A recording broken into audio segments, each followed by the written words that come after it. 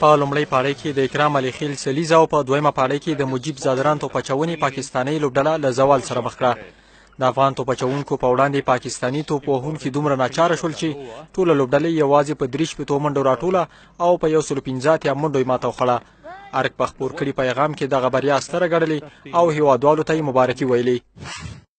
د افغانستان د اسلامي جمهوریت جمهور رئیس محمد اشرف غني د افغانستان ملت ته د آسیا د ځوانانو جام کې د هیواد د کرکټ د 19 کلنو لوبډلې د اتلولۍ مبارکي وی.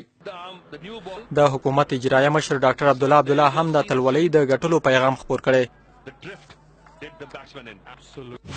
په ډېرې خوښۍ سره چې افغان ځوانانو یو ځل بیا خپله وړتیا، پوهه او هیوادنۍ مینه په نړیوال دریځ نندارې ته کېښوده او د آسیا جام اتلولي پاکستان تر تاریخي ماتې ورکولو وروسته خپله کړه.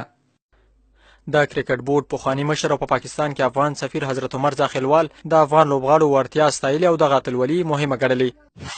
د 19 کلنو ځوانانو نننۍ تاریخي بریا او اتلولي د هیواد د کرکټ اتلو لوبغاړو د لوبې ټولو مینوالو او د افغانستان کرکټ بورډ ته مبارکي وایم. کرکټ بورډ دغه ستره بریا د هیواد لپاره مهمه ګڼي.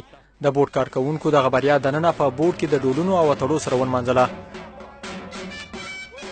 د 19 کلونو ملي لوبډله او بیا د داسې یو قوي لوبډلې په وړاندې باندې چې 3 ځله دوی آسیا جام پایلوبې ته لار پیدا کړې او پاکستان د دې ځلې د افغانستان نه بېساره ماتې وخوړل. د کرکټ بورډ کارکوونکي سره دی چې دغه سیالۍ کې د افغان لوبغاړو وړتیا مهمه ګڼي خو د اداري کارکوونکو فعالیتونه هم مؤثر ګڼي.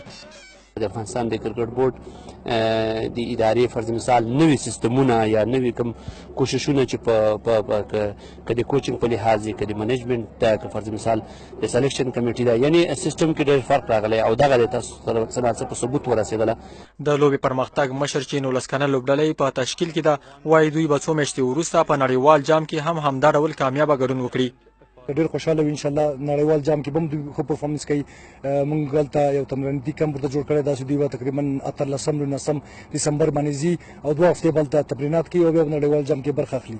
امید ډېر ده چې همدغسې پرفارمنس هلته مو. دا ځوان چې ټوله ورځ خپله مزدوري کوي وایي کرکټ ورته خوښي ورکړې او د پاکستان پر وړاندې دغه بریا ورته تاریخي ده.